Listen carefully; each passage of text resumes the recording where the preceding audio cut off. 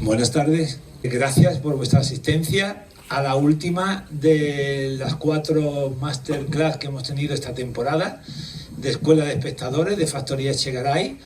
Y si las recordáis o no habéis asistido, pues tuvimos una visita de una actriz de la compañía Atalaya por su venida aquí a Málaga, Silvia Garzón, que nos habló de la metodología que se mantiene o se hace en el laboratorio de teatro de Atalaya, de TNT, del Territorio de Nuevos Tiempos.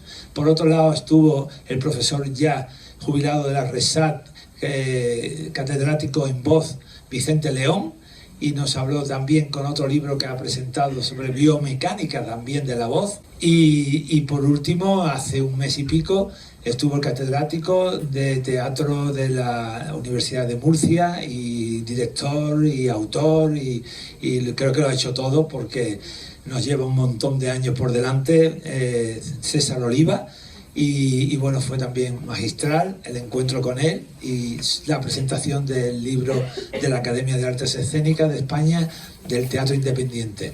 Y hoy pues agradecemos a Alberto Conejero, creador, para que entre todo ahí, en todo lo que es tu quehacer artístico y en autoría no solamente de la literatura dramática, sino también la poesía, en los ensayos.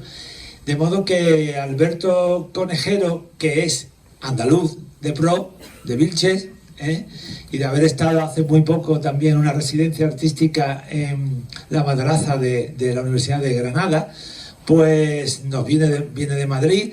Y el pretexto fue también elegir dentro de todas las obras que se han programado del Festival de Teatro, pues alguna persona de reconocido nombre en cuanto a su trabajo de creación.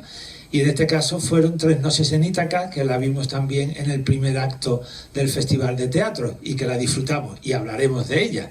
Pero la intención de este encuentro, de esta conversación, esta línea argumental es sobre su obra y sobre todo su proceso creativo para circunstancialmente llegar a Tres noches en Ítaca, que es la última que está en activo, ¿no?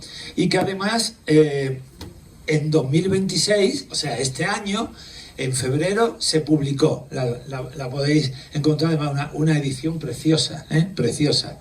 Y tengo aquí algún otro en el que nos detendremos, y más calentito todavía es este libro de cátedra, en el que se publican pues La piedra oscura, que es la obra en la que los Javis se han basado en desarrollar con él como co-guionista la bola negra.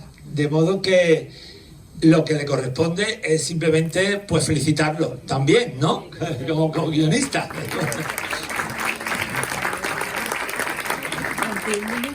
Y aquí hay algunas otras obras como Ushuaia y En mitad de tanto fuego, por la que pasaremos también con los años correspondientes a la que le toque. Yo me voy a parar en que todo lo que yo había preparado para intentar guiar su currículum, su biografía, me ha venido, pues, lo tenía preparado, pero cuando he leído en la introducción lo que es la redacción de ese currículum, pues me viene mucho más concreto y, por supuesto, mejor expuesto que si yo lo digo y lo leo, así de claro. Alberto Conejero López de Vilches, Jaén. Este mediodía hablábamos de dónde está situado, que está más cerca, de Úbeda, de Cazorla, de Bailén, está encendido, ¿no? Sí. Buenas tardes a todos y a todas. Vilches está cerca de Despeñaperros, que es uno de los primeros pueblos, está la Carolina y luego está Vilches. Es una de las figuras más relevantes de la dramaturgia española contemporánea. Su doble perfil académico e investigador por un lado, creador escénico y gestor cultural por otro, le ha permitido ocupar una posición singular en el panorama teatral actual, en el que se distingue tanto por la excelencia formal de su escritura como por la profundidad ética y estética de sus textos. Dramaturgo, poeta y director de escena, su obra, premiada y ampliamente difundida en la escena nacional e internacional, se caracteriza por un rigor textual de base filológica y una intensa pulsión lírica que interroga la memoria, la identidad, el deseo y los afectos. Entre sus reconocimientos más destacados figuran el Premio Nacional de Literatura Dramática 2019 por La Geometría del Trigo y el Premio Max a la Mejor Autoría Teatral en 2016 por La Piedra Oscura. Designado en enero de 2020, Conejero asumió hasta 2023 la dirección artística del Festival de Otoño de la Comunidad de Madrid, con una hoja de ruta centrada en la diversidad, la apertura, la descentralización territorial y el diálogo internacional. De su formación destacamos la licenciatura en Dirección de Escena y Dramaturgia en la Real Escuela Superior de Arte Dramático de Madrid y el título de doctor en Filología por la Universidad Complutense, también de Madrid, con la tesis Poéticas de la Identidad en la Canción Urbana Greco-Oriental, del repertorio otomano al rebético. Y ya te preguntaré sobre el tema de doctor en religiones. ¿Viene de ahí? Sí, Eso es. Ha ejercido además una amplia labor docente, profesor titular de Escritura Dramática en la ESA de Castilla y León, profesor en el Máster de Estudios Avanzados de Teatro, ha impartido talleres en la Sala Beque, el Nuevo Teatro Fronterizo y el Festival de Mérida, así como seminarios en Montevideo, en Budapest y en otros países, Grecia, Chile, Perú, Paraguay y Colombia. Hasta aquí llegamos. Vamos a llegar hasta aquí. ¿Que es suficiente o no es suficiente? Bueno, lo que dice sobre todo es que he cumplido algunos años. Bueno, menos mal. Pues más he cumplido yo, estoy aquí también. Venga, Alberto. ¿Por qué? Lo de religiones que en todas partes aparece como tal. Es que es así. Sí. Bueno, buenas tardes a todos y a todas. Lo primero, Paco, gracias por la invitación y a todas las personas que han hecho las gestiones pertinentes para que yo pueda estar aquí. Me vais a permitir que os tutee para que se me quiten algo de los nervios que tengo siempre al hablar en público. Y ciencia de las religiones. Bueno, yo acabé, mis estudios son Dirección de Escena y Dramaturgia en la Real Escuela Superior de Arte Dramático, en la rama de Dramaturgia. Al terminar empecé un año de Historia, porque es una de las pasiones que tengo, pero se me hizo como una montaña, 4 años de estudio y otra carrera. Lo dejé y de repente encontré este programa de doctorado que me apasionó, porque además, si te digo el alumnado, había 2 sacerdotes, el embajador de Andorra, 2 anacoretas místicos y andaba yo por ahí. Digamos que ese era el perfil del alumnado. Me pareció un programa apasionante y que respondía a las inquietudes que yo tenía como dramaturgo.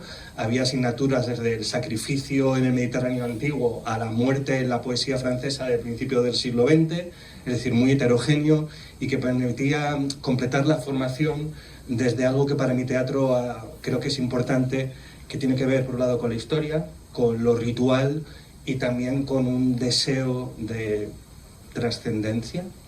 Y por eso hice ese curso de doctorado que es Ciencia de las Religiones y oficialmente soy doctor en Ciencia de las Religiones. Pero no has profesado la... Bueno, sí. Hoy me has contado una cosa especial sobre una performance en el que comunitariamente terminaste. Bueno, mira, te cuento una... Cuéntalo anecdóticamente, vale, por favor. Os cuento una anécdota. En uno de los talleres de escritura, yo tuve un alumno que ha dejado los votos, da igual esto. Era sacerdote en ese momento. Y le pregunté en una de las sesiones de escritura, fulanito, si un día vas a oficiar la misa y no tienes ningún feligrés, ¿puedes oficiar la misa? Y me dijo, no, porque no se da la comunión. Y dije, pues eso es el teatro también. Si no hay espectadores que recojan lo que se está haciendo en escena, si no se produce esa corriente entre lo que hay en escena y vosotros, el público, no se da el teatro, porque el teatro no es exactamente lo que sucede en el escenario, sino lo que sucede, esa corriente que sucede entre los espectadores y lo que hay en el escenario. Y justo comentabas, bueno, pues es una fechoría que hice. Empezamos arriba, ¿eh? Entonces, yo tengo un crítico que me detesta con pasión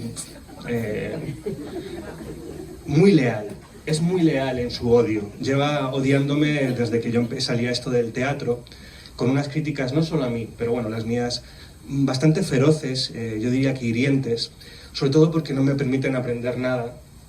Es muy difícil escribir una buena mala crítica. Es de las cosas más complicadas porque exige primero bondad, inteligencia, espíritu creativo de pensar cuál era el intento que ahí se producía o que se quería y que no ha ocurrido. Bueno, este señor me detesta con una pasión además muy elocuente, con una escritura muy volcánica, ¿no? Pareciera que yo hubiera, yo qué sé, quemado el pasto de su familia o envenenado sus pozos, no sé, me odia muchísimo. Y durante un tiempo esa crítica me hizo daño, hasta que, pasado un tiempo, dije, bueno, Alberto, ¿qué vínculo tienes con eso? Y decidí, invitado por la madraza, hacer una suerte de exorcismo. Esto que dice, que pide Alejandra Pizarnik, la poeta argentina, que lo pide para el poema, y yo creo que también se lo debemos pedir al teatro, que es conjurar, exorcizar y reparar, ¿no? Esto que los griegos llamaban la catarsis, la limpieza, pues yo creo que reparar. Y lo que hice fue una suerte de performance a partir del mito de Medusa y Perseo, en el que yo en teoría era Perseo que iba a mirar de frente esa Medusa terrible. Y la propuesta terminaba con que realmente la Medusa era yo mismo, mirándome desde ese lugar tan fiero a través de este hombre. Pero la fechoría es que en el espectáculo yo imprimí todas las críticas en papel de pastelero, en obleas, y las leía, que era muy fuerte pasarse eso por el cuerpo, o sea, leer, y después de leer cada una de las críticas me las comía, me las tragaba, que es lo que hay que hacer con las críticas, pues, tragárselas. Y la última, como ya estaba empachado, porque eso es un papel muy seco, y no podía beber porque estaba en mitad de... Le dije a los espectadores, vamos a compartir la última, y la fui con todo el respeto, por favor, ¿eh? Pero la repartí y nos la comimos todos y todas. Un acto de comunión perfecto. Sí, con todo, por favor, con todo el respeto, ¿eh? Sí, a la fe y el respeto. Porque con el tema siempre de escuela de espectadores, mira, en las factorías, todo lo que van trabajando los distintos grupos, el grupo específico de escuela de espectadores de factoría, vamos trabajándolo hasta llegar a una crítica final de la obra que últimamente uno de los periódicos de Málaga, Sur, nos lo publica. Hacer la crítica, la firman los espectadores, no nosotros. Entonces, claro, en Málaga, para bien o para mal, no hay críticos. Pablo Bujalance estuvo durante una época muy constante, pero posteriormente no ha habido, excepto alguno que repunta o intenta ir escribiendo. Bueno, pero hablando justo de que los espectadores, yo creo que son realmente a donde va y de donde viene todo lo que es la energía del teatro. La literatura dramática, y ya lo decía Lorca, ¿no?, es la poesía que se levanta para hacerse humana. Entonces tenemos algo que tú tienes aquí escrito, que es rescatado, que cuando escribes teatro convoca el encuentro con el imaginario de los espectadores, que es un previo a lo que va a suceder cuando se hace carne, ¿no? Sí, porque insisto en esta idea, es que el teatro sucede finalmente a los espectadores. Si los espectadores no quieren que suceda el teatro no sucede. De hecho, a mí me gusta y me da miedo esa fragilidad del teatro. A veces hacemos la misma función, el mismo montaje, porque la función nunca es la misma, y hay un público un día y se produce esa comunión, y al día siguiente no sabes por qué se ha movido. Quizás que hay 1 grado más o 2 de temperatura en la sala, o que suena un móvil, o que se produce una energía rara. Notas, dices, ¿qué está ocurriendo hoy? que no respira la función. Esa respiración compartida a mí me importa mucho. De hecho, yo cuando escribo para el teatro nunca estoy a solas, aunque esté solo. Porque en cierto modo, cuando tú escribes oscuro, pues ahí ya está el iluminador. Cuando escribes silencio, dices, ojalá no suene un móvil en este momento. Cuando dices entra y sale, se hace presente el teatro. Pero sobre todo no estoy solo porque ya están los espectadores y espectadoras. Antonio Acto decía que él era el primer testigo de su época respecto a la obra. Y yo me pongo siempre como espectador delante de lo que estoy intentando. Primero porque yo no tengo nada especial y si a mí lo que estoy escribiendo me importa o me parece que hay algo valioso allí que está luchando por nacer, eso es que seguramente a otro semejante le ocurra igual. Porque en cuanto yo no tengo nada especial, pues si a mí me importa, quizá a alguien más le pueda importar. Y luego es verdad que me apasiona ese proceso por el que el espectador, en un arte que no tenemos los medios de representación, parece una obviedad, el cine, es decir, que nosotros sugerimos, invocamos, pero si salen dos actores o dos niños, con una sábana y la mueven con un ventilador y dicen, hoy el mar está bravo, si el público cree en eso, el mar ha sucedido. Porque esto es un pacto de cooperación poética, ¿no? Es un pacto en el que el público tiene que cooperar para que suceda.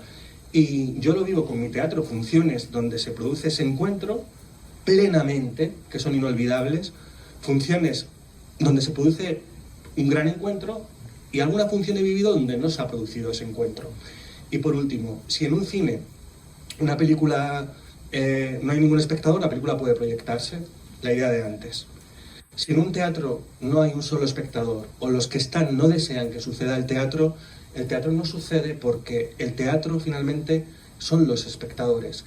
Y a veces, hablando con compañeros, y estas discusiones que son un poco bizantinas, el público, si está tan tematizado, pienso siempre que no hay que ser ni condescendiente, es decir, darlo todo, o sea, ni menospreciar la inteligencia y el corazón del espectador, ni tampoco ser tan hostil que es que quede fuera. Si el espectáculo no tiene voluntad de encuentro, ¿para qué lo estás haciendo? Y a mí me dicen, hombre, yo hago tal y me da igual si hay 5 o 20 personas. Y yo digo, no, yo quiero que el teatro esté lleno. No ocurre casi nunca, pero es el deseo de encuentro. Porque al final el teatro es una primera persona del plural. A mí eso me gusta. Su firma siempre es colectiva. Nadie puede hacer teatro solo. Nadie. La firma es colectiva de quien lo hace. Incluso aunque haya un bululú, lo que sé, digo, un solo actor, ¿cómo se llama? El brujo, él con todo él solo, siempre, pero le hará falta un regidor, un iluminador, un jefe de sala. Pero es que a mí me gusta el nosotros, que es... El teatro es eso, todos juntos. Y en este sentido, es verdad que es un fenómeno estético, es un arte, pero también es un fenómeno ético. Porque siempre es cómo estamos juntos, qué tipo de propuesta das al espectador, bueno, siempre está movido por esa dimensión ética. Y un apunte más personal, y cierro esta larga respuesta, perdón. Yo fui un adolescente, un niño y adolescente muy solitario y muy raro. Bueno, esto no ha cambiado mucho. Y cuando de repente, viniendo de la Casa de la Poesía, apareció el teatro, también fue un modo de, Alberto, esto te va a obligar a estar con otros raros como tú. O sea, te va a empujar a esa cofradía de averiados, digo averiados maravillosamente, entendedme, de averiados.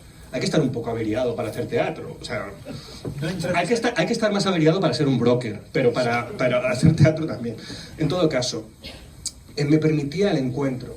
Y ese encuentro pues tiene algo de emboscada, a veces es fácil, a veces es difícil. ¿Cuántas amistades nos ha roto en una sala de ensayo? Esto es así. ¿Y cuántas vocaciones no han pervivido la mirada, que es muy erosionante, vaya bien o vaya mal? Recuerdo, por ejemplo, una función, que no voy a nombrar cuál, mía, donde un señor de Albacete, bueno, da igual, ya lo he dicho, me busca en redes, me etiqueta y me dice, estimado señor Alberto, he ido a ver la función tal y le he buscado y le escribo para decirle que no me ha gustado. ¡Buah! El señor se tomó la molestia. Y eso hay que resistirlo, porque si tú escribes un poema o escribes una novela, tú puedes ver por el número de reseñas, de ventas, más o menos qué impacto tiene, qué aceptación, pero tú no estás ahí. Cuando hay una función y el público y el aplauso es así, y tú estás ahí, eso hay que... hay que tener una condición atlética para eso, y para lo contrario. Yo me recuerdo estar en Mérida, en mitad de 3.500 personas, o 4.000 o 5.000, no sé, no recuerdo, estaba lleno, sí, pues eran casi 4, no sé qué aforo tiene, depende, más de 3.500. Tú estás ahí sentado y dices, venga Alberto, tú has escrito parte de eso y estás ahí en mitad. Y además a los dramaturgos casi nunca nos conocen, porque bueno, y con lo cual escuchar los comentarios, tal, y hay que tener una condición atlética para esa mirada. Creo que los músicos lo entienden también, esto que estoy diciendo. Algunos quizás lo van a recordar porque en los inicios siempre de las primeras teorías, sesiones teóricas de Escuela de Espectadores, Alain Badiou, el filósofo, diferencia público de espectadores. El público es el público de cine y espectadores son los de teatro. Eso tiene más que hablar, pero ahora no es el momento, pero porque me lo he recordado. Y Lorca dice, el público que pase. Que pase, efectivamente, y al principio de todo, de la función. También tú ya has arrancado hablando de ti mismo cuando empiezas como rarito a escribir, pero tú dices también que tú escribes porque dudas. Sí, y de manera más prosaica, escribo porque tuve dislexia. O sea, mi relación empieza perdiendo pie con el lenguaje, con las palabras. Yo no podía leer, no me concentraba, no escribía bien, no podía pronunciar algunas letras, y mis padres con mucho esfuerzo me llevaron a un logopeda. Y ese logopeda les dijo, el niño tiene que leer y escribir. O sea, me recetaron literatura. Y mientras mis amigos, los pocos, estaban en la calle dando botes, o lo que sea, yo estaba copiando, escribiendo, leyendo, y ocurrió un día que esa rutina, que era médica en un primer momento, de repente dije, ¿esto qué es? ¿Qué me está pasando con las palabras? ¿Qué me está pasando? Que empiezo a leerlas y cada vez tienen más orden, me arrastran. Yo vivía en un barrio muy humilde del extrarradio de Madrid, llegados de Jaén, y de repente se me abrían mundos. Y desde ahí comprendí lo que nos hacen las palabras. Cuando no las tenemos, cuando las perdemos, cuando nos las arrebatan, cuando las prostituyen, cuando las abaratan, ¿no? Una frase te puede destrozar un día y te puede salvar la vida. No sé si os ha pasado que alguien te dice algo y aunque te diga perdón, dices, ya lo has dicho. Es que las palabras no tienen vuelta atrás, es tremendo eso. Las palabras, yo creo que hay heridas de puñales que tienen mejor pronóstico que algunas palabras. Y luego, la duda a la que nombrabas, Paco, porque yo creo que el teatro no es el lugar de las certidumbres. Uno de mis maestros, Mayorga, dice que el dramaturgo no debe imponer sus ideas a los espectadores en un escenario, sino provocar que se vaya con más ideas y con más dudas. Y aunque yo he hecho un teatro, y lo haré, a veces en el teatro de memorias, o de memoria histórica o documental, mi empeño siempre ha sido humanista, porque desde el inicio el teatro se ha distinguido de la religión y de la política, que daban verdades más absolutas o consoladoras, o programas de futuro más indudables. El teatro, si es un buen teatro, y tú estás viendo Antígona, que antes hablábamos, si no es maniquea la lectura, porque el texto de Sófocles no lo es, de repente puedes ver el mundo desde los ojos de Creonte y comprender el intento desesperado de detener esa escala de sangre. Y a la vez de que, perdóname, quien tiene que dar ejemplo es precisamente la realeza o la clase política. Si haces una ley y te la saltas porque eres la infanta, es un anacronismo esto, ¿eh? Pero quien tiene que dar ejemplo es Antígona. Todos sabemos que ocurre... Bueno, no, da igual esto. No he dicho nada. Pero bueno, cuando alguien que tiene que dar ¿no? ejemplo, no, ejemplaridad no lo da, pues es muy desasosegante para la polis, porque si roba la... En fin, entonces, que es un día también... Está todo con subtexto. Está muy profundo, muy profundo. Entonces, bueno, creo que para hacer teatro hay que dudar. Hay que dudar por muchas razones, para que se produzca la imaginación moral, es decir, yo soy Jasón, yo soy Medea, yo soy Antígona, yo soy Creonte, yo soy Yerma, yo soy Juan, yo soy la novia, pero también soy el novio en bodas de sangre. Dudo porque si voy a un ensayo y no dudo, le voy a hacer la vida imposible a mi compañero. O sea, hay que compartir imaginarios. Y para compartir imaginario hay que dudar de la propia... Una anécdota rápida. Haciendo la geometría del trigo, ensayándola en Vilches, en mi pueblo, Juan Vinuesa, que es un actor de Granada espléndido, ¿no? Lo siguiente, tenía un monólogo que yo consideraba de lo mejor escrito de la obra. Juan, qué bien que tú hagas este monólogo. Y Juan vino un día y me dijo, Alberto, este monólogo no tiene que ir en la obra. Mata el avance diegético. Y tenía razón. Me mostró una generosidad respecto, claro, porque otro, tal. Y eso es un actor excelente, que duda de si lo que está haciendo es pertinente o no, no para él, sino para ese barco común al que llamamos obra. Efectivamente, porque claro, es tu inconsciente, cuando estás escribiendo, estás pensando en el teatro, no en la literatura dramática de la creación, estás viéndolo en la escena. Esta respuesta es difícil, sí, no sé el tiempo, además me estoy extendiendo mucho, perdón, cortadme, que yo por timidez que hablo. A ver, la gente distingue, yo llegué al teatro por el lenguaje,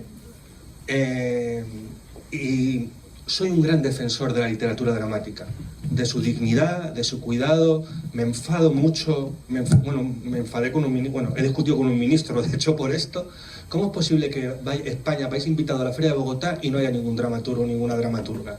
En una feria de literatura iba antes, con todo mi respeto, ensayo científico, que digo yo que tendrá algo menos de literatura si es ensayo científico que una obra de literatura dramática. Es una literatura muy maltratada por su condición fronteriza, híbrida. No pertenecemos del todo a la literatura siendo literatura y todavía no somos teatro teniendo deseo de teatro. Y recuerdo una anécdota con un alumno de escritura que había puesto el verbo haber sin H y le suspendí ese ejercicio. Me dice, bueno, Alberto, pero si en escena no se ve que me falta la H. Y me pareció un buen ejemplo de la tensión entre la literatura... Y digo, pero tú eres un autor para el teatro. Estás escribiendo con las palabras, si tú no las cuidas, ¿quién las va a cuidar? Entonces yo escribo en un lugar que es rarísimo, porque escribo literatura dramática y tengo la suerte de ser leído, pero escribo pensando en el teatro. Y es rarísimo porque es una escritura que está llena de huecos. Además hay algo del peso de la literatura dramática. Una obra de 57 folios, ya sabes, cuando digo una obra de 70 folios dices, no has escrito para el teatro mucho, porque tienes que dejar huecos. Esa literatura tiene que ser una literatura, a ver si encuentro una imagen que sea menos, iba a decir más sencilla, que es más complicado. Tú preparas una fiesta, eres tú quien inicia una fiesta, pero esa fiesta se tienen que sumar mucha más gente para que la fiesta sea. Y al final es la fiesta que tú has imaginado de otro modo, porque la gente lo ha hecho mejor. Si tú ya sabes escribiendo cómo es la fiesta al final, no se da, de otro modo. La literatura es un mundo de posibilidades, el teatro de concretos. Nosotros no escribimos guiones técnicos, eso es una epidemia. Entra el actor por el lateral izquierdo, se para en proscenio y mira el foco, digo, perdona. Entra Juan corriendo de su casa y angustiado eleva la mirada, si quieres escribir eso.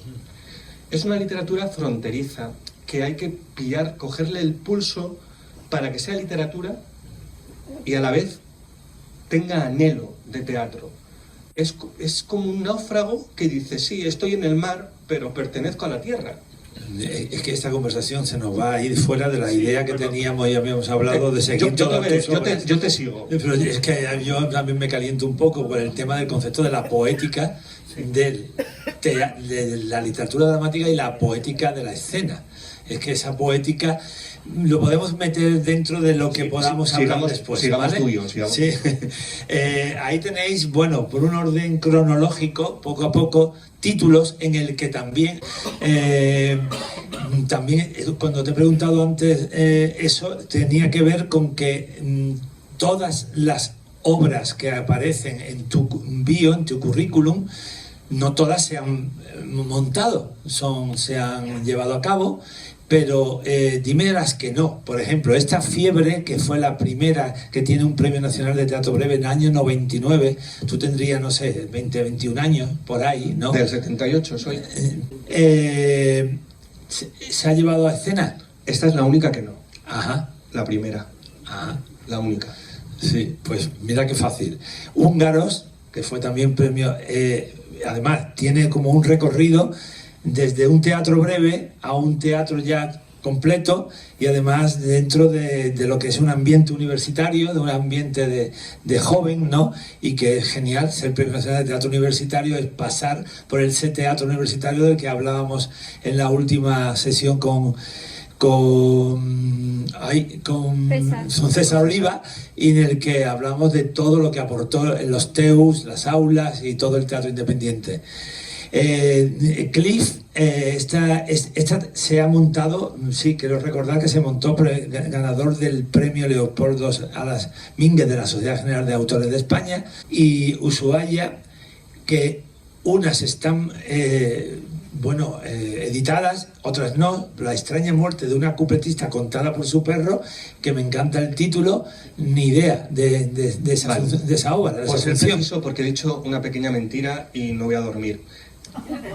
Esta tampoco se ha montado. Eso es lo que yo no he descubierto en ningún sitio. La extraña muerte de una cupletista contada por su perro no se ha montado. Ajá. Ushuaia sí. Y eso es ya un poquito más avanzado, 2014, ya ha habido un recorrido desde el año 2000 para adelante, y no te quiero preguntar sobre el tema del mismo. Y a partir de aquí, pues llegamos ya con lo que hemos empezado, ¿no? Con La Piedra Oscura, que es tu tercera obra. Pues húngaros, Ushuaia, como podemos ser Montgomery Clift, quinta. Cuarta, quinta, sí, quinta obra, sí. Sí. Y entonces, bueno, sí. Ahí está la clave, ¿no? Rafael Rodríguez Rapón. Nos podemos detener un poquito aquí, Yo sigo tu guión. Es fundamental, sí, porque me interesa todo el tema Lorca, y mirar lo que viene después, una versión del Amor de Don Prelimplín con Melissa en su jardín, además de todas las versiones que también nos intentaremos detener lo que podamos en lo que tiene que ver con las 3 noches en Ítaca, que tiene que ver con tu formación griega, en el idioma y en los idiomas. Gracias por la aclaración. Entonces, ahí, sabéis, si lo leéis ahí, ¿no? Rafael Rodríguez Rapón era la última pareja de Federico García Lorca, y realmente es una historia muy especial y muy bonita, además de la obra, cómo se montó y lo que yo he visto de ella, esos 2 actores, ¿no? Y habla tú un poco. Bueno, pues La Piedra Oscura es la obra que me cambió la vida, no solo a mí, sino a mucha gente. Yo había, como has contado, tenido ya estrenos. Justo acaba de estrenar la primera versión de Cliff en La Pensión de las Pulgas, en la Casa de la Portera. Eran 2 teatros pequeños del centro de Madrid. Había tenido ya algunos premios. Había dejado el teatro unos años por la investigación. Había hecho la tesis doctoral. Estaba en Londres de doctor contratado en la Universidad de Oxford, pero me quedé en Londres porque el manuscrito, mi trabajo estaba en la British. Y un día vi a Ian McKellen haciendo Esperando a Godot, y otro día vi a Judi Dench haciendo una Fedra, y llamé al que había sido mi director de tesis y le dije: Pedro, sé que me has formado muchos años para acabar como investigador, pero he de regresar al teatro. Y me dijo, llevaba temiendo y también esperando este momento desde que entraste por esa puerta para ser mi discípulo. A la segunda persona que llamé cuando me dieron el Premio Nacional, después de mi madre, fue a mi director de tesis, para decirle, bueno, esto también es por ti. y mucho de mi trabajo tiene que ver con esa investigación como La Piedra Oscura.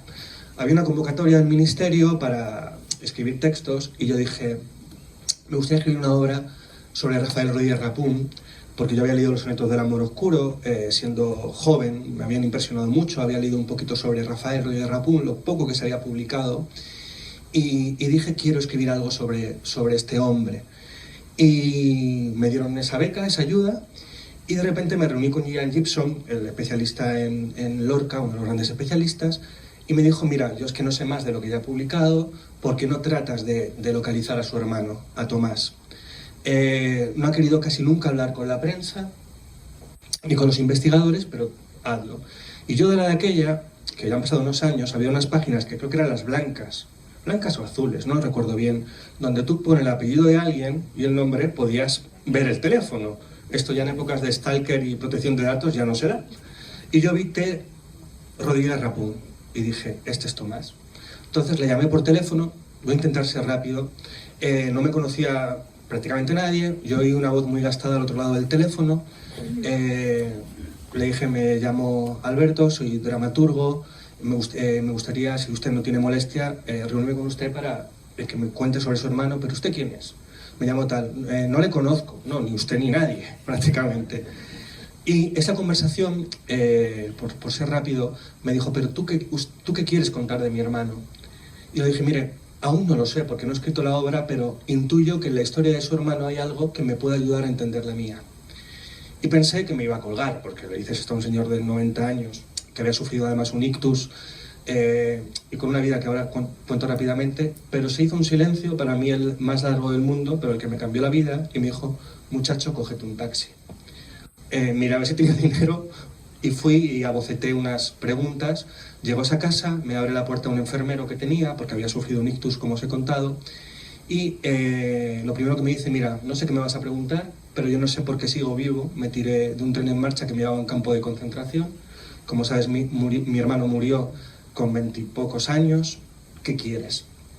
Entonces hice las primeras preguntas y al cabo de 15 minutos le dijo al enfermero, él sí, a él sí. No sabía a qué se refería, pero a los segundos ese enfermero me puso en las manos los libros, las primeras ediciones de García Lorca, con los dibujos, las dedicatorias que Federico le había hecho a Rafael, esos libros que la familia había salvado de un bombardeo, porque la casa de Rafael fue bombardeada de la familia en el 37. Y esas conversaciones y la confianza de Tomás dieron a luz La Piedra Oscura, que es una obra que se mueve entre el documento y la ficción, porque todo lo que cuenta Rafael es cierto, pero su encuentro con Sebastián nunca ocurrió. Rafael muere desangrado en el hospital número 4 de sangre de Santander, pero yo no quería hacer un panfleto, es decir, que fueran dos personajes, digamos, del bando republicano, sino que imaginé ese encuentro con un muchacho joven del bando nacional que no existe, que se llama Sebastián. Esa obra se le leyó entera a Tomás, menos una escena o dos. Murió antes del estreno y se estrenó en el Centro Dramático Nacional. Ocurrió algo que nadie esperaba, en gran parte por el talento de Pablo Messiez, que la dirigió, y de Dani Grau y Nacho Sánchez, los actores que la interpretaron. Es una obra, la memoria del teatro, Paco, como sabes, es muy efímera, pero la gente aún la recuerda una década después. Va camino de las 14 ediciones, ha representado una veintena de países. Una vez una periodista con muy mala intención me dijo, no te va a pasar nada igual que esto. Y yo le dije, pues que tienes toda la razón. ¿Quién puede reclamar un prodigio así dos veces? Y con la escala que tuvo y el modo, ¿no? Ahí se toca algo que es muy raro que ocurra, ¿no? Y bueno, pues es la obra, ya se estudia, me escribe la chavalería por Instagram, porque está en algunas programaciones didácticas y entra en lo que antes era la selectividad, EBAU, PAU, como se llame ahora. Es una obra que ahora tiene nueva vida en La Bola Negra. Y bueno, pues es la obra que me acompañará siempre, siempre estaré agradecido a Tomás. Y cierro, cuando se produjo el estreno, fueron las sobrinas de Rafael y las sobrinas de Lorca. Era todo muy bonito. Pero al acabar, las sobrinas de Rafael, que para mí son parte de mí, ellas han tenido la bondad, es familia para mí esa gente, y ojalá yo esté a la altura de ser familia para ellos. Me dijeron, mira, nosotras no conocimos a nuestro tío, porque claro, su tío muere en 1937, ellas nacen las hijas de Tomás tiempo después. Dice, sabemos que no es nuestro tío, no se parece a él, pero ha ocurrido algo que es la vez que más cerca vamos a estar de nuestro tío. Y esa es la potencia del teatro, que durante la Piedra Oscura se invocó a su tío y ellas estuvieron con él. Qué bonito. Bueno, ahí está algunas de tus versiones de la Odisea, el texto de Rinconete Cortadillo también. Y luego saltamos aquí a Los días de la nieve, que fue premio Lorca como mejor autor. Otras versiones, esto es cronológico todo, por eso va mezclando títulos propios con las versiones, que no es poco. Versión A, Electra, para el Ballet Nacional de España. ¿Cómo se te viene esa propuesta? Antonio Ruz, que es de Córdoba, es un coreógrafo. Yo soy muy admirador de muchos, pero sobre todo de Luz Arcas, que es malagueña, que es de acá, y de Antonio Ruz, que es de Córdoba. Son coreógrafos contemporáneos. Y Antonio Ruz lo llama el Ballet Nacional de España. Antonio Ruz es coreógrafo invitado del Ballet Nacional de España.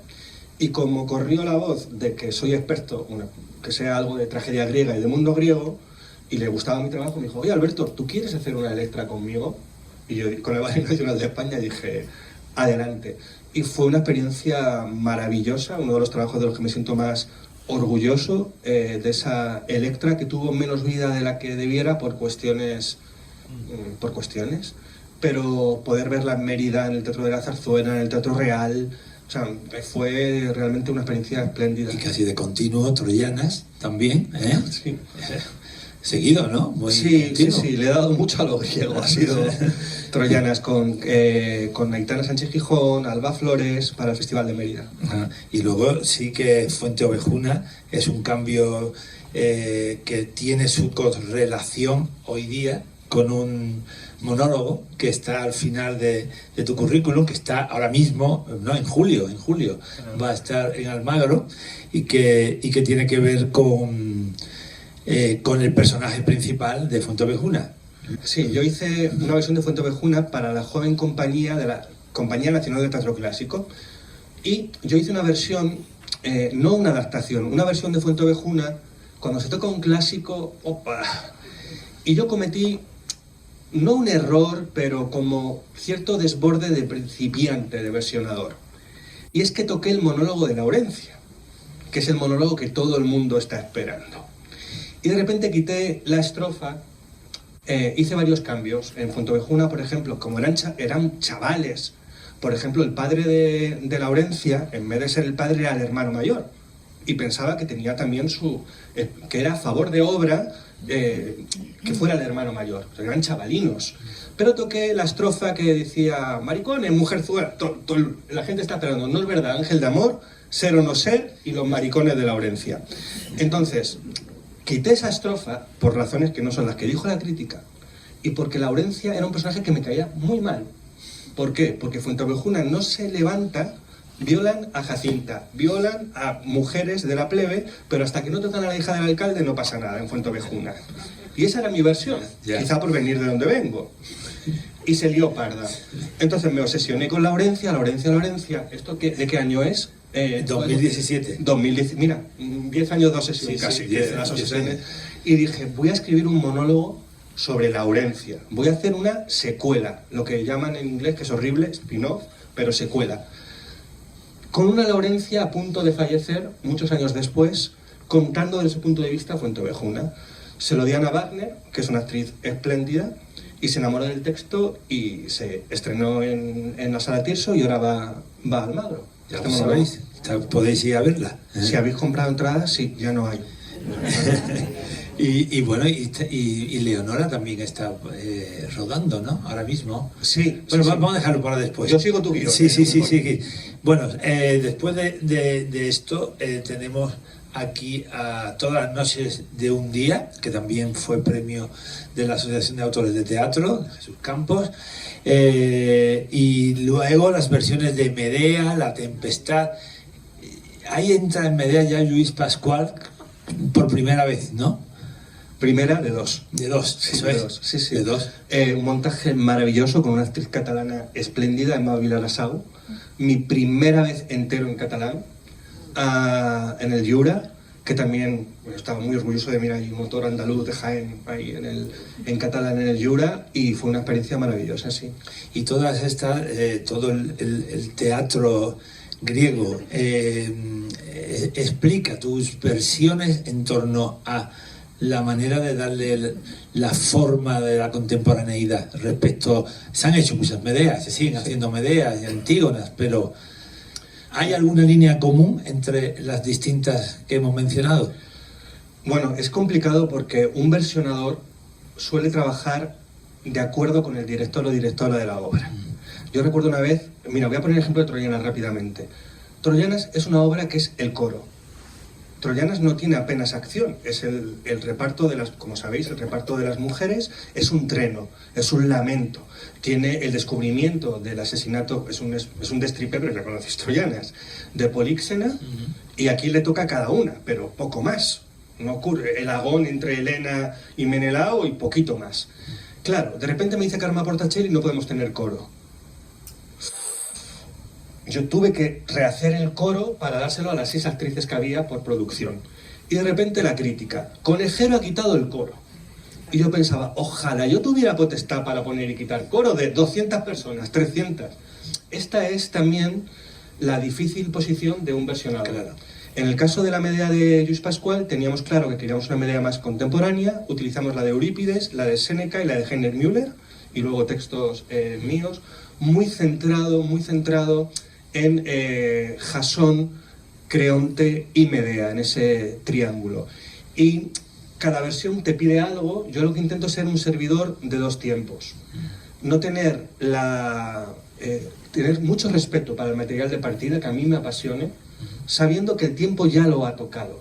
A veces, ¿por qué has tocado esto? Digo, yo no toco, o sea, primero, estamos haciendo teatro en teatro sala italiana. Usted no está en un teatro griego, no se está haciendo en griego clásico, no hay coturnos, no hay periquícloma. O sea, todo se ha modificado ya, aunque usted no lo toque. Pero a veces la gente, y yo lo entiendo, Paco, tiene su cree lo que es un clásico. Claro. Tú no has hecho Antígona. Digo, ¿qué Antígona me hablas? Esto no es Esquilo, esto no es Edipo, digo. Y es complicado. Yo he tratado siempre de tener mucho respeto al material originario y mucho respeto al espectador. Cuando hablas de originario, ¿te refieres en qué idioma? ¿Ya traducido? No, en griego clásico. Eso.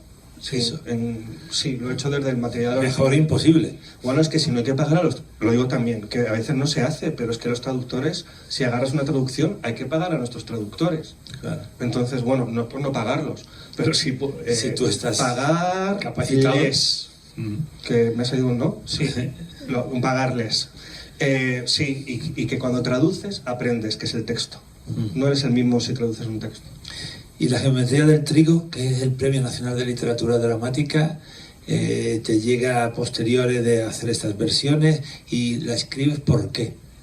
La escribo porque tuve un fracaso colosal en una obra que yo creo que es de mis mejores obras, pero tuvo un montaje complicado. Yo venía de La Piedra Oscura, sabía que lo siguiente que hiciera era... pero no sabía cuánto. Y además es que el montaje era frágil. Luego hay gente que me dice, Alberto, si era una maravilla, me encantó, era fantástico. Y yo, ¡ay, el recuerdo lo que hace! Y de repente, pues, te dejan de llamar los teatros y los productos. Te tropiezas una vez en el teatro, te tropiezas dos. Yo recuerdo a Tennessee Williams, que fue al despacho de un productor con la nueva obra. Le dijo, no, porque usted ha tenido 2 fracasos seguidos. Y digo, bueno, pero soy el autor de un tranvía llamado Deseo, El Zoo de Cristal y La Gata sobre el Tejado. Dijo, no, eres el autor de tus últimas obras. Injusto, pero es así el presente, ¿no? Es como de poner modas y tal. Y como nadie quería producirme, me agarré a unos amigos del alma y digo, mira, yo quiero seguir haciendo teatro, me los llevé a mi pueblo, a partir de una historia que me contó mi madre. Empezamos a ensayarla, no sabíamos siquiera si encontramos cómo íbamos a hacerlo.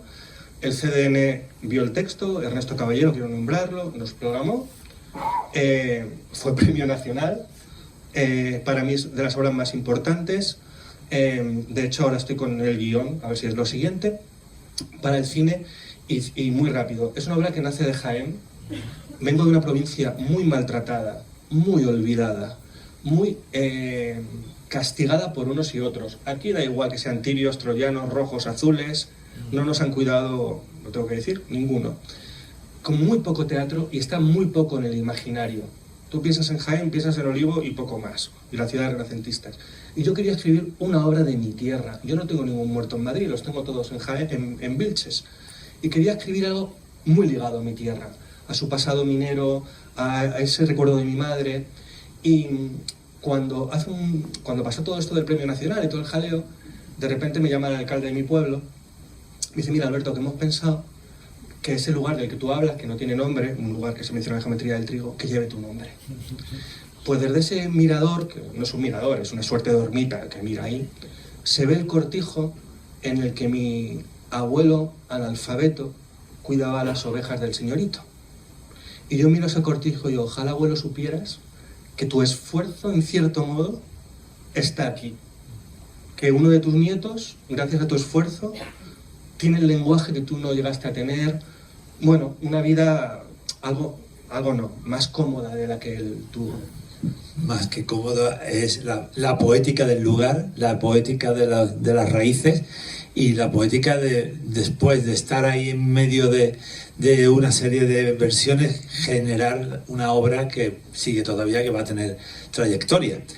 Y aquí, en El sueño de la vida, madre mía, con lo que a mí me gusta, por favor, ya comedia sin título, el público hace que pasen 5 años, ese atrevimiento o esa llamada o esa... ¿Cómo surge el terminar o intentar coger ese espíritu del primer acto de comedia sin título y tirar para adelante? Pues esta fue otra polémica. Ahora que estoy repasando contigo, ha habido algunas buenas. En realidad, yo nunca dije completar. Dije diálogo. Pero tú le dices a un periodista diálogo y el titular es Alberto Conejero completa la comedia sin título. Cuando esto no es pintar encima de las meninas, es tener un diálogo de una escritura que yo sabía que nacía derrotada. No sé si conocéis ese arte japonés que con hebras de oro restaura las vasijas rotas. Yo lo que hacía era al revés. Solo tenía unas cuantas hebras, que eran ese primer acto, y proponía mi barro para intentar hacer algo completo. Bueno, pues se armó la tremolina, porque cómo se atreve a tal. Luego ha habido otras versiones que dialogaban, como la de Marta Pazos, pero no se ha liado. Nada, no pasa nada. Y bueno, pues con todo, pues volví a trabajar con Nacho Sánchez, Lluís Pascual en el Teatro Español y fue una aventura maravillosa. Y la primera vez que yo publiqué en cátedra fue El sueño de la vida. Una anécdota, hablando de los críticos, mis queridos amigos. Un crítico dijo, menudo título de mierda, literal, ha escogido Alberto para su continuación, cuando el título era de García Lorca. Así que Alfonso Armada... La revista Godot dice de la obra, es una obra de teatro que siempre estará por escribirse. Esa es su potencia y tú dices, y yo no he pretendido clausurarla, pero durante años me asomaba a la última línea del manuscrito como quien se asoma a la marea porque oye una voz que lo llama desde adentro. Eso es lo que tú dijiste en ese momento en la revista Godot. No me hicieron caso. Y os recomiendo que veáis el documental que está en YouTube de Empuñando el alma, ensayos con Lluís Pascual, que en uno de los grupos de Escuela de Espectadores la hemos visto porque en los ensayos fue el montaje maravilloso. Y además implicado Lluís Pascual absolutamente porque él es lorquiano o Lorca en vivo y en sus puestas en escena. Y llegamos aquí a la didáctica, a la metodología, al mar, visión de unos niños que no lo han visto nunca. Aquí está el libro, os lo recomiendo que si no habéis visto la función, que lo compréis, lo leáis y veréis esta obra que sigue en funcionamiento, que siguen haciendo 4 años después. Sí. 4 años después, teatro documental de objetos, teatro. Sí, La piedra oscura estaba entre la ficción y el documento. El mar está más cerca del documento, aunque tiene una parte de ficción. Nace de mi encuentro con Xavier Bovés, que es un maestro del teatro de objetos, y es mi homenaje a los profesores y profesoras, a la gente que nos ha enseñado algo. que claro, yo soy un hijo de la educación pública, fueron los maestros y maestras los que formaron lo que soy, y es una obra que estrenamos en el Teatro Nacional de Cataluña en el 2022. No habíamos vendido una sola función, no habíamos vendido una sola función. Me dijo Xavi, vamos a hacerla y veremos. Y seguimos, ahora nos vamos a la India con ella, a hacerla a la India en noviembre. La hemos hecho en Ecuador, en Portugal, en Chile, y nos vamos ahora a la India. Es decir, que en Málaga se programó en Marbella. Quiero nombrarlo porque es el único sitio de Málaga de la provincia donde se ha visto el mar, y agradezco mucho que se programara. Pero en la parte esta de la historia, lo que complementa es el compromiso de ese maestro y la verdad, la esencia de esos tantos y tantos maestros que en los 80, en los 90, en los 2000 han seguido con la innovación educativa e intentando hacer una escuela activa, asamblearia, democrática, fundamentalmente, y que de ahí a otras cosas ya no es lo mismo. Realmente esos maestros y maestras, unos y otros de ideologías muy distintas, aquí quiero ser cauteloso con las palabras. Cuando hablamos de los maestros republicanos, es que la república no era una ideología, era un sistema de representación, es decir, había maestros más de izquierda, más de derechas, o sea, los maestros republicanos eran todo lo de la república, que a veces el lenguaje... Y hubo un intento muy fuerte de la Segunda República por mejorar la enseñanza, la educación desde un punto de vista laico, por los derechos de esas niñas, por llegar también a esos pueblos. Y Antonio Benalles, que venía de Monroig, pero que se formó como maestro en Madrid, elige ese pueblo de 200 habitantes cuando llega allí, y llega y de su bolsillo paga una imprenta maternal, una prensa metálica y un gramófono, y hace de esos niños y niñas autores, les da autoridad, no les convierte solo en receptores de la literatura, sino en hacedores de literatura. Y esa operación, hacer que los niños y niñas imaginen, entregar imaginación, es una de las tareas de los maestros y maestras. Permitir que los niños y niñas tengan posibilidades de futuro. No decirles tú tienes que ser, sino abrirles posibilidades. Y como es conocido, y muy rápido, en enero del 36... el maestro, pues él venía de Monroig, un pueblo con mar de Tarragona, les dice, oye, ¿y el mar? Y los niños dicen, no lo hemos visto. Y en vez de decirles, pues nada, les dice, ¿por qué no escribís cómo imagináis el mar? Y en esa propuesta ya empieza a aparecer el mar.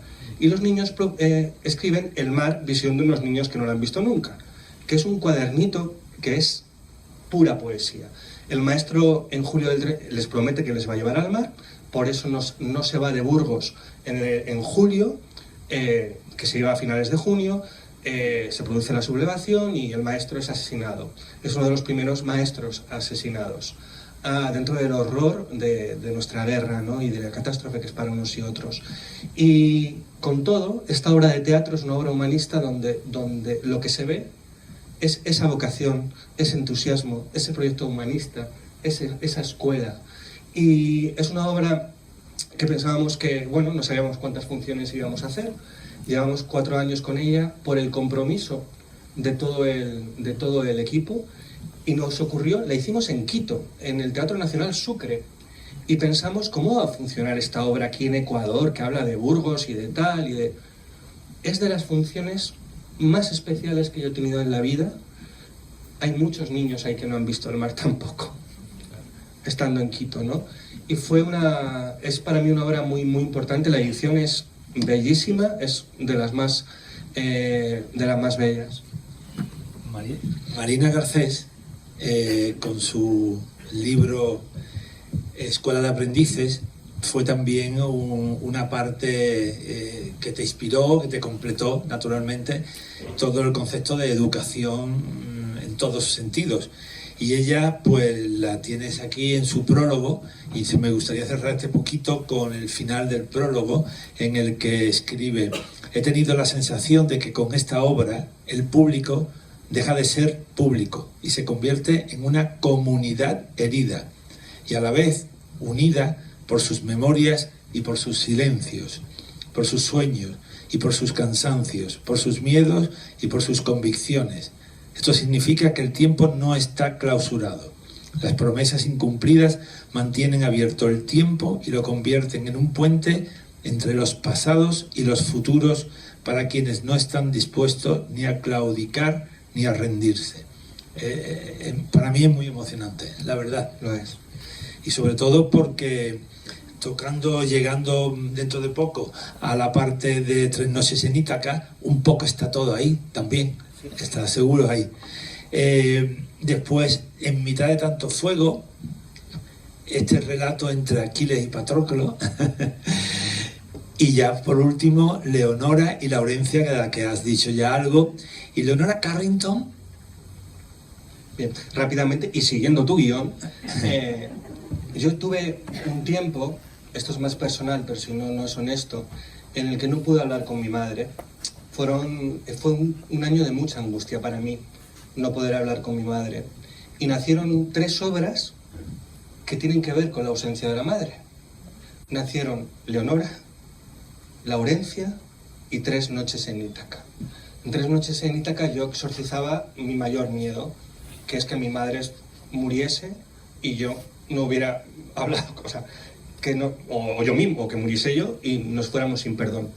Y de ahí nace también Leonora Carrington, sobre esta pintora maravillosa que interpreta Natalia Huarte, que es un montaje, bueno, ya no voy a, se anuncia ya el día 5, volvemos a Madrid, abrimos la temporada de la Abadía. Después de haber estado en Conde Duque, estamos girando con ella, es un montaje del que yo estoy muy orgulloso. Para mí ha sido un salto muy grande como director y trabajar con Natalia Huarte ha sido un regalo porque es una actrizaza. Y Entre tanto fuego, que me ha autorizado Juan a decirlo, llega a Málaga en julio, va a estar programada aquí en la ciudad, y Rubén de Guía justo el día antes de irse a hacerla a Bogotá, a Colombia, y es un monólogo donde Rubén está espléndido.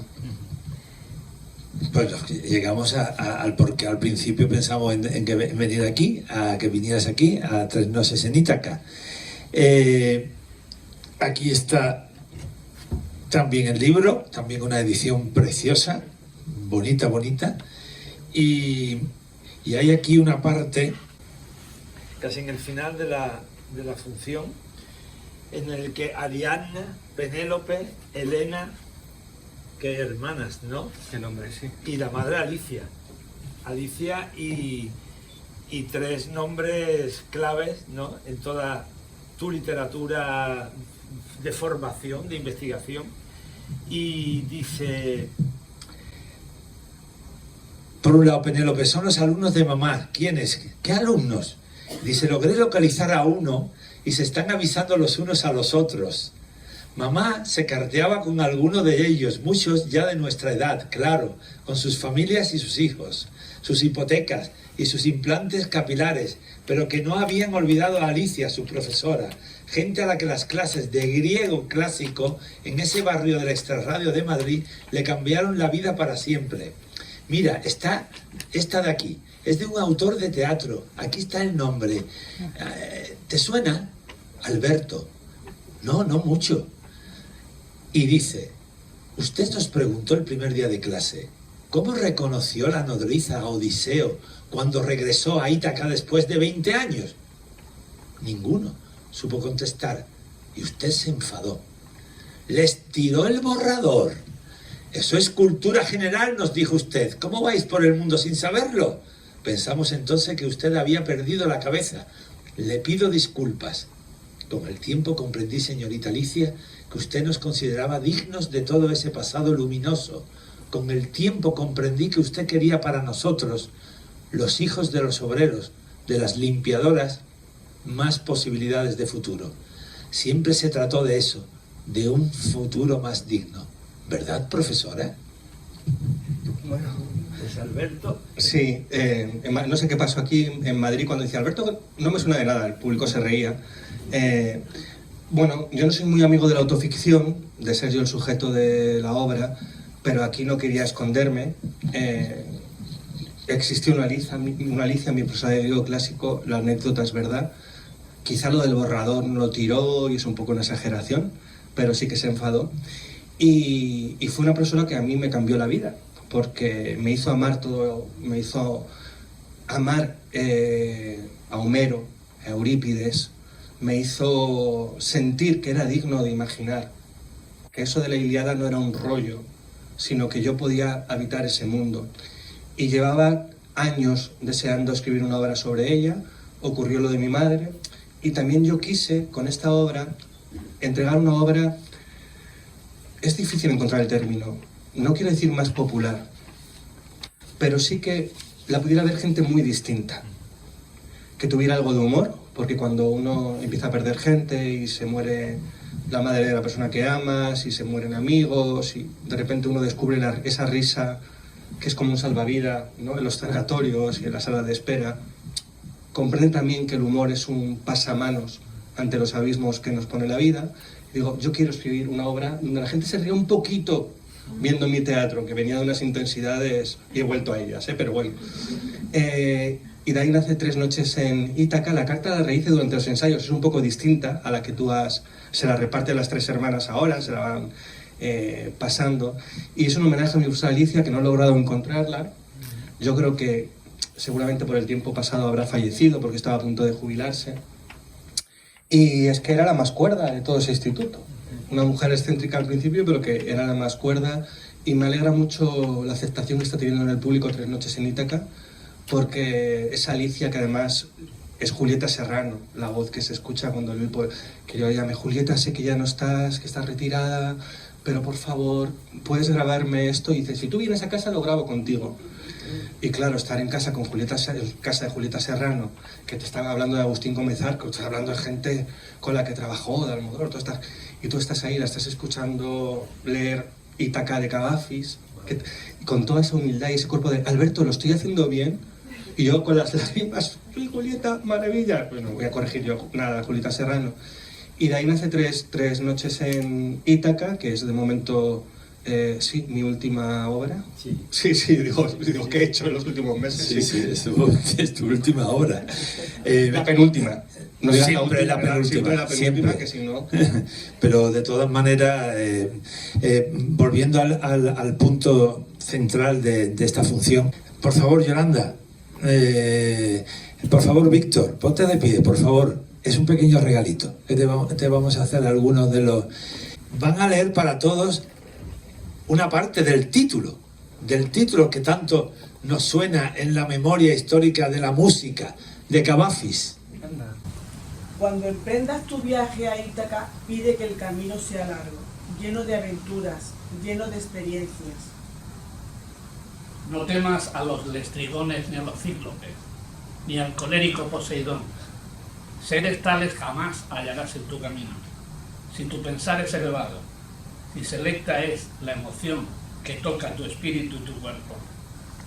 Ni a los letrigones, ni a los cíclopes, ni al salvaje Poseidón encontrarás si no los llevas dentro de tu alma, si no los yergue tu alma ante ti. Pide que el camino sea largo, que muchas sean las mañanas de verano, en que llegues, con qué placer y alegría, a puertos nunca vistos antes.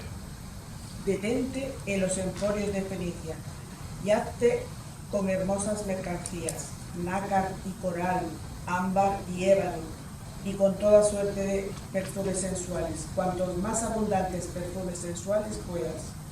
Ve a muchas ciudades egipcias a aprender de sus sabios. Ten siempre a Ítaca en tu mente, llegar allí es tu destino.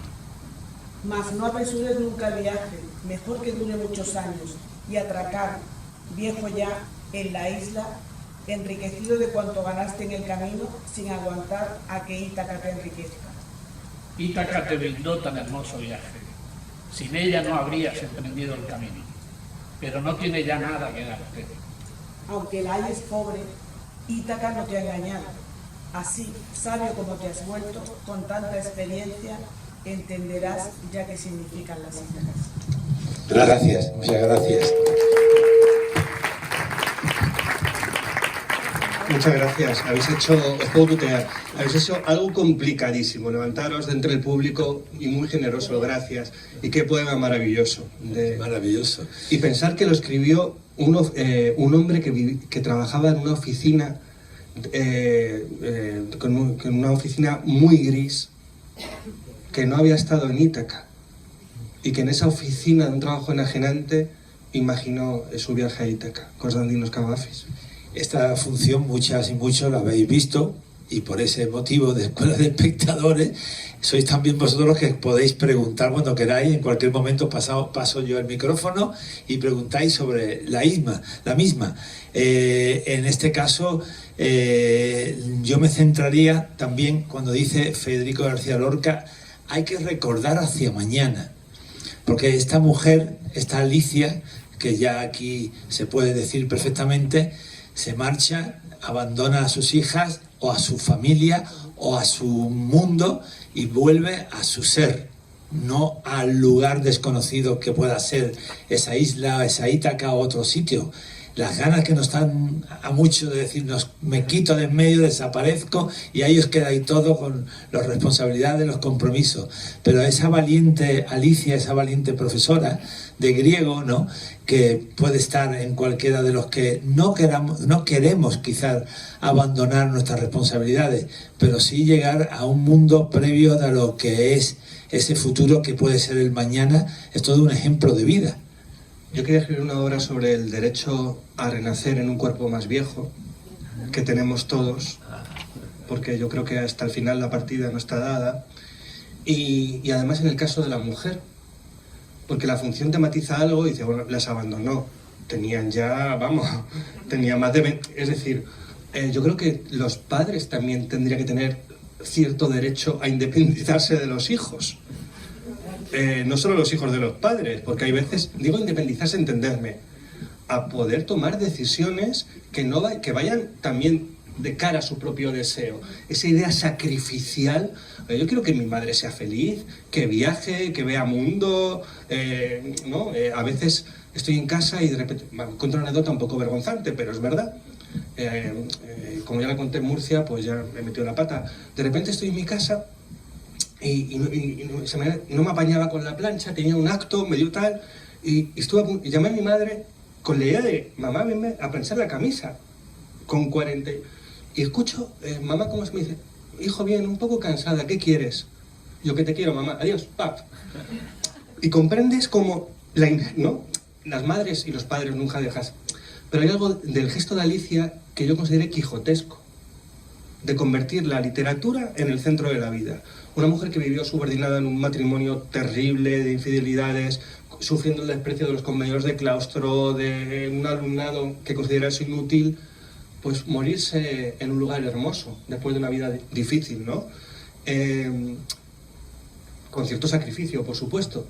Y ese era el gesto también. Hay una potencia política en la obra, en esa emancipación de Alicia, ¿no? Porque creo además que, decidme si estáis de acuerdo, que de repente los matrimonios se separan, el hombre se va y no ha abandonado a la familia, pero se va ella.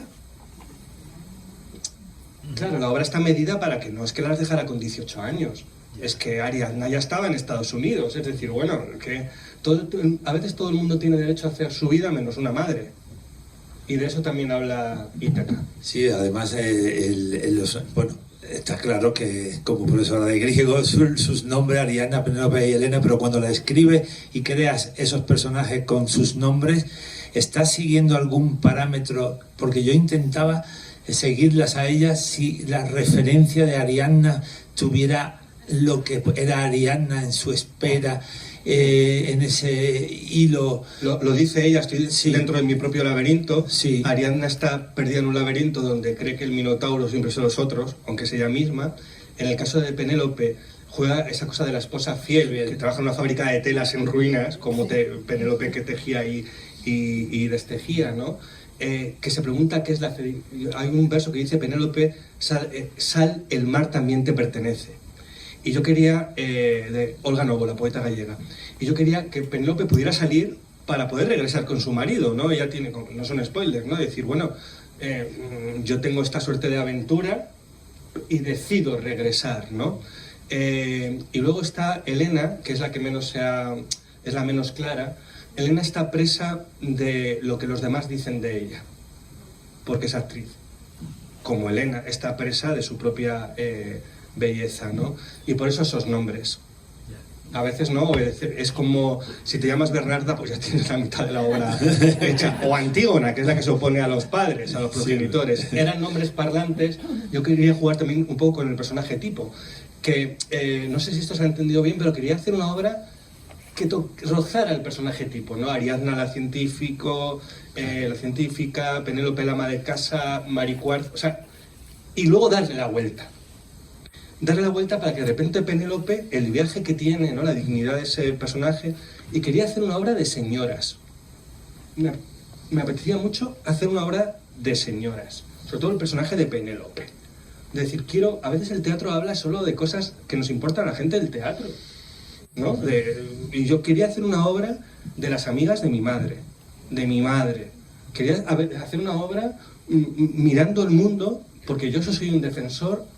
Yo no escribo para habilitar, para habitar otras posibilidades del humano, no para contar mis rollos macabeos, sino porque yo escribiendo pues soy un pirata y un ladrón y un arqueólogo y un criminal y un santo, pues como todos los autores, creo yo. Y yo quería ponerme los zapatos, hacer ese ejercicio de imaginación moral. Por ejemplo, cuando escribí Los días de la nieve, pensé tanto en mi abuela, tanto escribiéndolo, tanto, ¿no? Y aquí pensé mucho en mi madre, en mi profesora de griego, en esas mujeres, ver el mundo desde ella, que es una de las facultades del teatro, si está bien escrito. No juzgar, sino comprender, ¿no? Decir, bueno, y además es una escuela de imaginación moral y de imaginación compasiva. Decir, oye, yo quería que esta obra, porque son todas muy torpes, digo, es una obra más dura de lo que parece. Elena es alcohólica, Penélope con esa crisis con el marido, se podría decir adúltera o infiel, o tiene esa canita de aire, siendo más tal. Y Ariadna es una mujer muy dura de carácter, son personajes con una avería muy grande. Y a la vez, yo creo que el público las quiere, que las comprende, que las acompaña. Y cuando Ariadna, por primera vez mira el cielo, que ya ha estudiado como una científica, pero al final de la función mira al cielo, y ese cielo ya se ha transformado, porque ya es el cielo donde necesita que esté su madre, es decir, que se ha conciliado en ella el pensamiento científico con el pensamiento trascendental o literario, o no sé cómo llamarlo. Humano, quizás. Humano. Bueno, los científicos son muy humanos, pero... Ya, pero... Sí, bueno, sensible. Ese es el viaje de la obra, ese es el viaje de Ariadna, ¿no?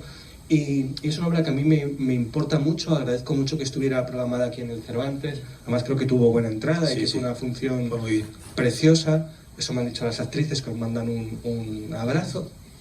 Y es una función donde yo quería hacer un teatro, sí, más popular. Y la gente dice, bueno, Alberto, ¿qué estás haciendo ahora, comedia más? Digo, sí. Hay en la transversalidad de muchas de tus obras, y aquí también, el concepto de teatro de la ausencia, de las ausencias. Es siempre esa memoria y esa forma de volver, porque claro, para mí, Alicia termina estando en escena, en ellas tres, con ellas tres, la unión de las hermanas que no se Pero da. eso es la vida, ¿no, Paco? Yo por fortuna tengo a mis padres, pero ¿dónde están nuestros padres cuando se van si no es en nosotros? Yo creo que, más allá de las creencias de cada uno, cuando muera la última persona que nos recuerde, entonces sí que habremos desaparecido de la tierra. Eso es como yo pienso, ¿eh? Digo, mientras alguien nos recuerde, pues hoy yo he hablado de mi abuelo y os lo he hecho presente y ha estado un poquito sentado con nosotros ese pastor porque yo lo recuerdo y está en mí. Y está en trabaja, sé exigente contigo, no te rindas, venga, tira, tienes el ejemplo de este hombre, ¿no?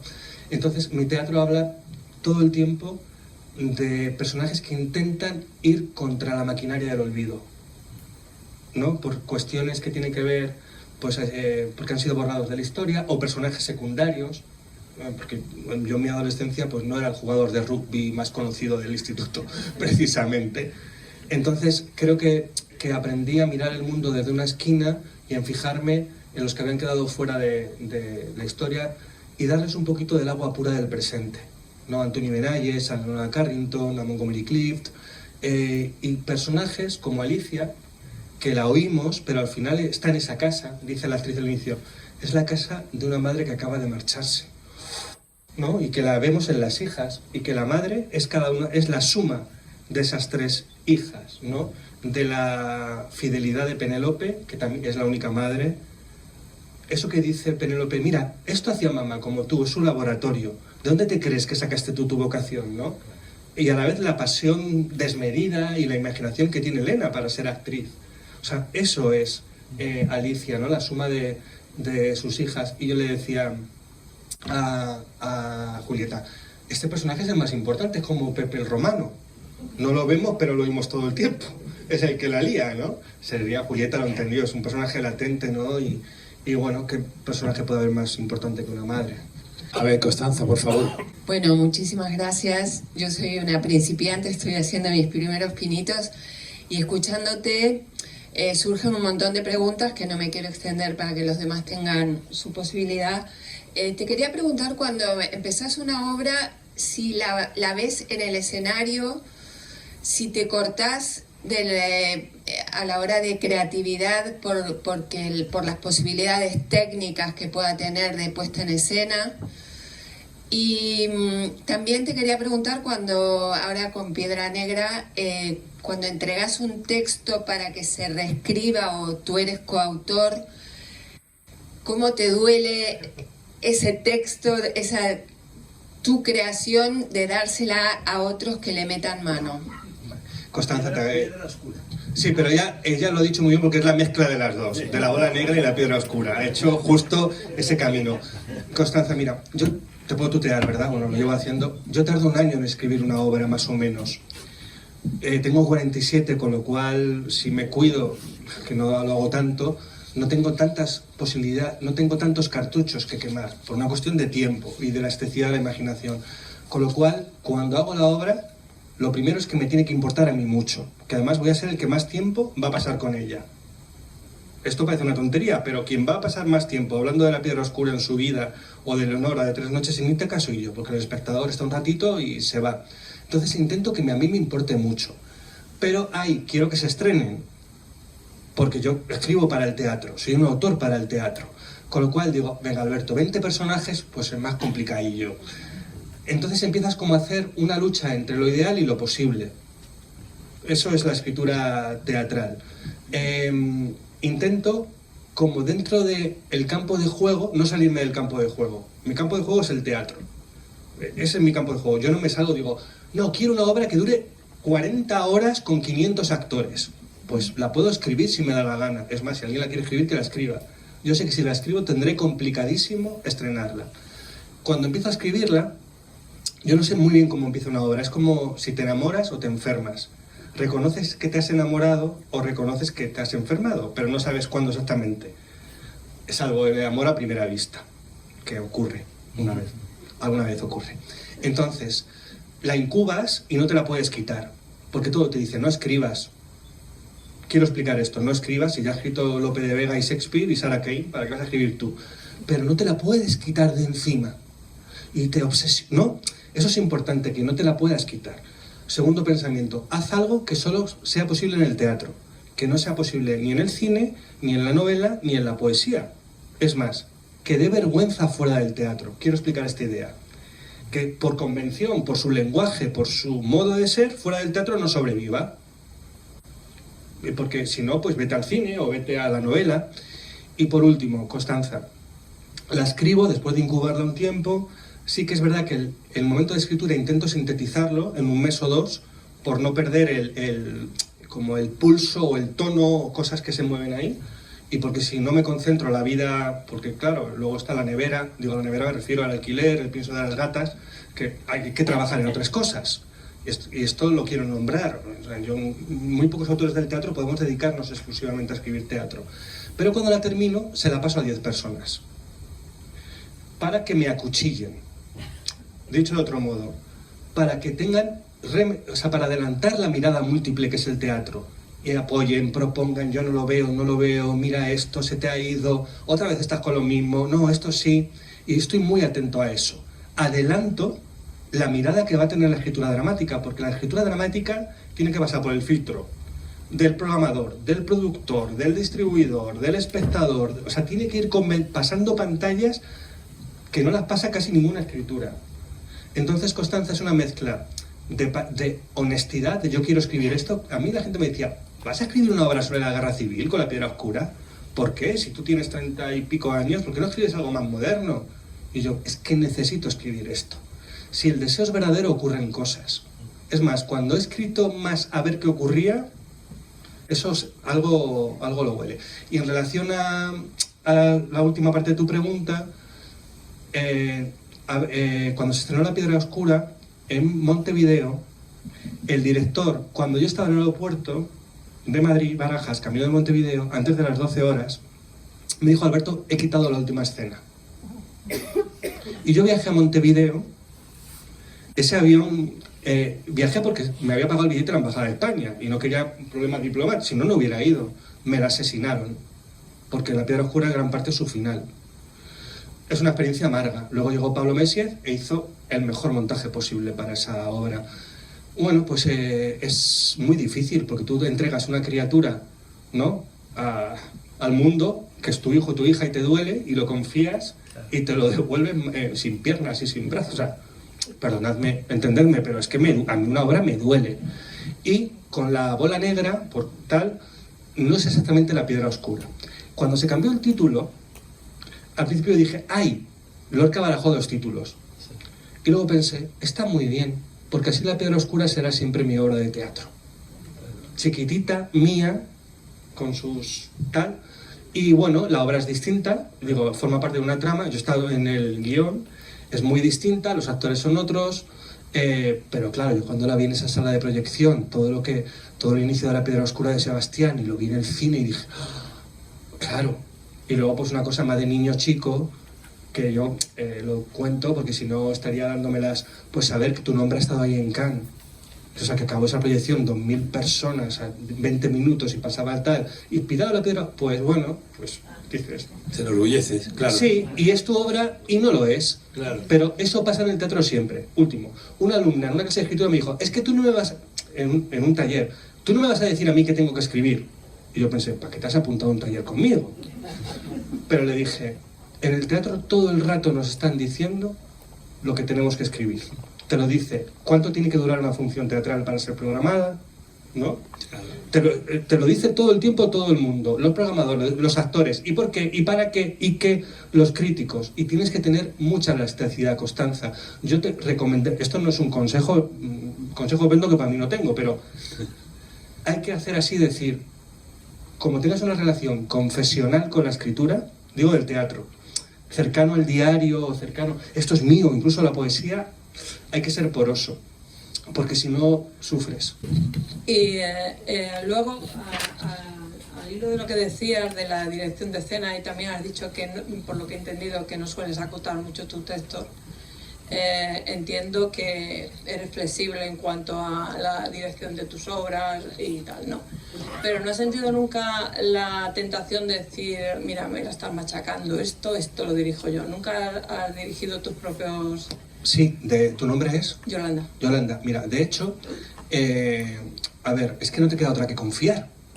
Porque una vez que tú entregas tu obra, Buero Vallejo estaba sentado en primera fila, repasando que lo que se decía en escena fuera literalmente lo que él había dicho, sin levantar la vista del libro, de su libreto. Era otro modo de estar en escena.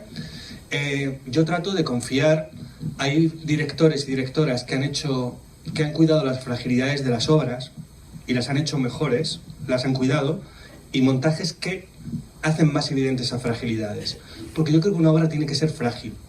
Creo que la obra tiene que tener sus talones de Aquiles, ¿no? En mi caso, por ejemplo, es un lenguaje poético que a veces puede resultar muy literario o más literario.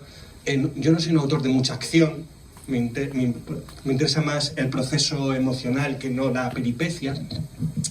Y Ushuaia la voy a dirigir, por ejemplo. Y además es que soy muy cabezón. O sea, es algo... Cuando tú montas mal Hamlet, la culpa es del director, porque todo el mundo sabe que Hamlet es una catedral del humano. Pero cuando se monta mal una obra de un autor vivo, el público no conoce el texto, no tiene herramientas para discriminar si el problema es del texto o del montaje. Pongo un ejemplo, que yo creo que es muy buena opción. Yo las acotaciones de 3 noches en Ítaca no las escribí para ser dichas. Esa es una decisión de la directora, que es potente. De hecho, hubo que cortar texto que se decía para meter las acotaciones. El montaje gana, por un lado, otra cosa, yo qué sé, es así. Pero yo soy muy cabezón. Y, por ejemplo, Ushuaia se estrenó hace una década y yo estoy empecinado por dirigirla. Yo he dirigido Leonora, he dirigido una versión de Cliff, dirigí la geometría del trigo y voy a seguir dirigiendo. Juan Mayorga hizo lo mismo. O sea, es un proceso muy habitual que el dramaturgo ya después de algunas experiencias diga, mira, pues lo hago yo. A mí, sin embargo, me gusta la sorpresa de ver qué han hecho con las obras.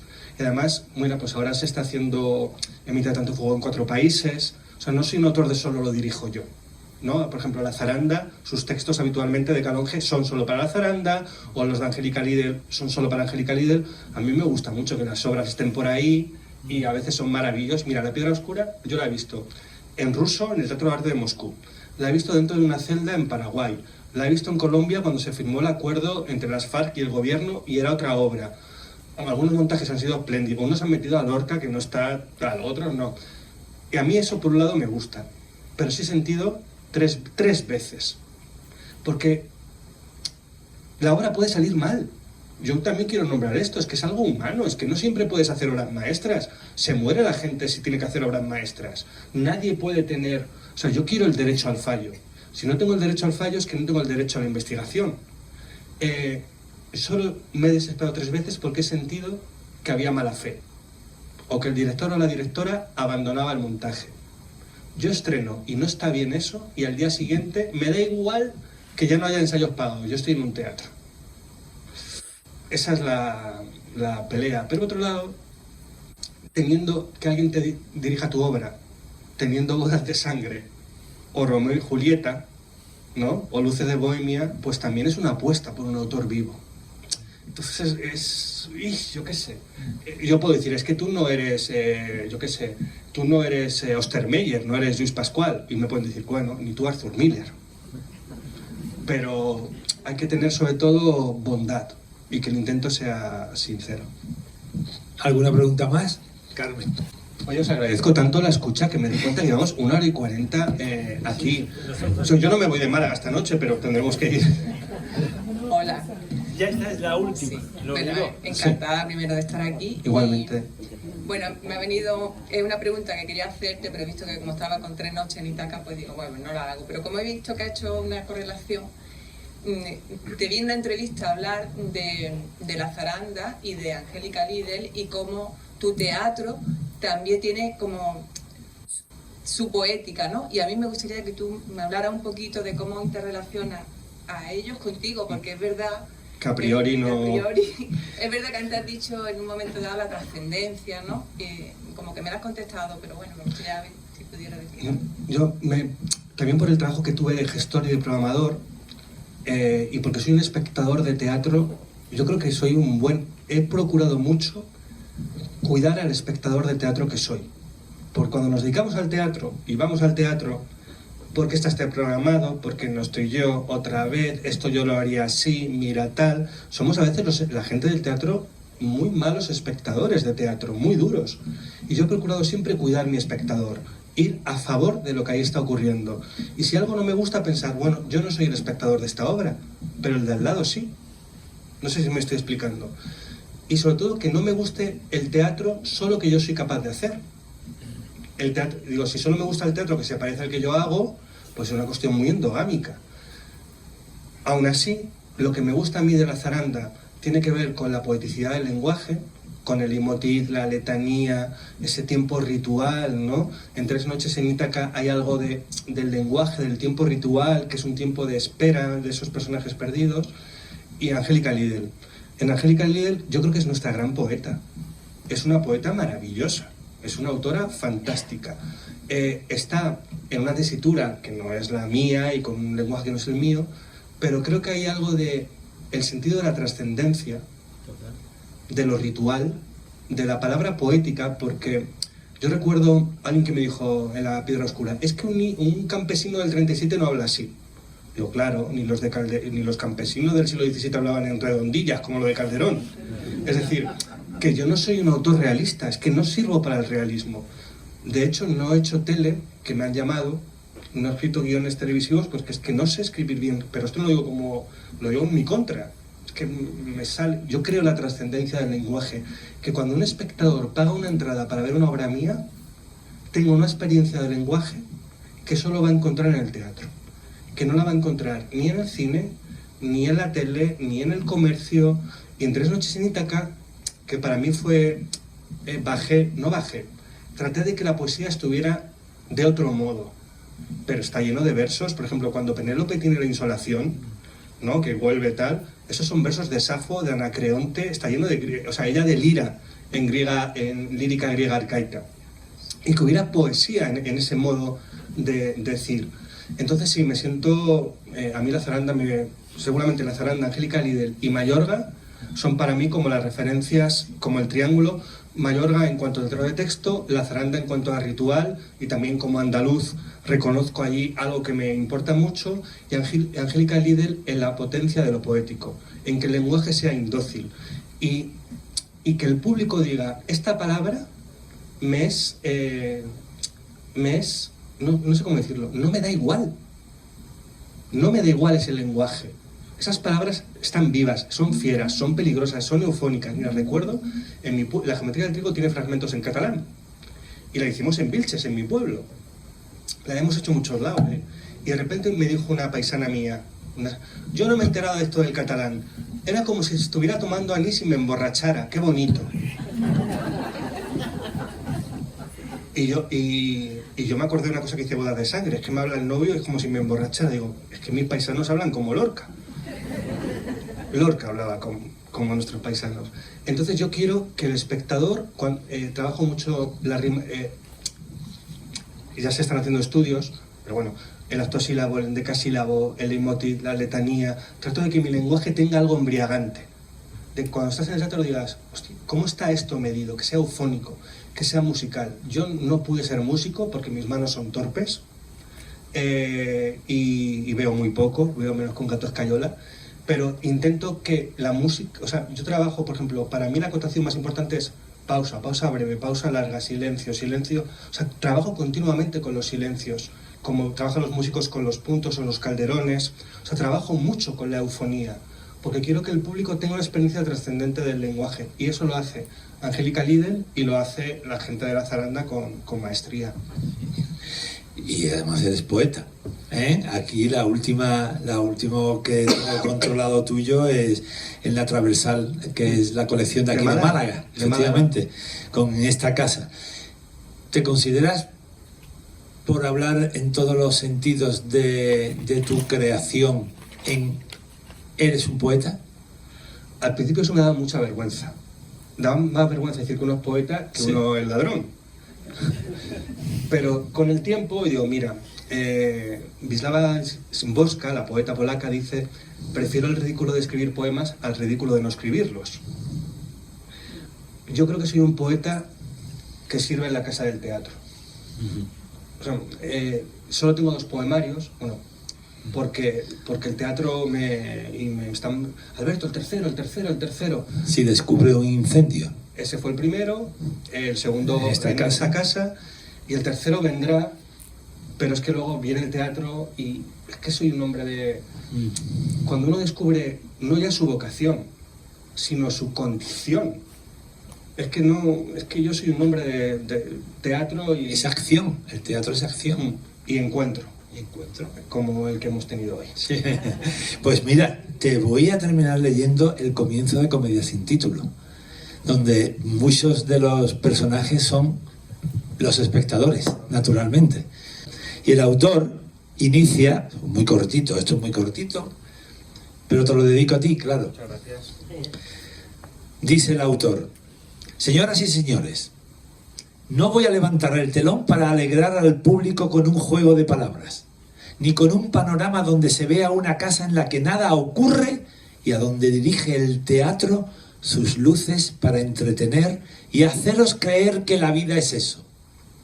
Y continúa más adelante: venís al teatro con el afán único de divertiros y tenéis autores a los que pagáis, y es muy justo, pero hoy el poeta os hace una encerrona porque quiere y aspira a conmover vuestros corazones, enseñando las cosas que no queréis ver, gritando las simplísimas verdades que no queréis oír. Muchas gracias, Alberto. Gracias.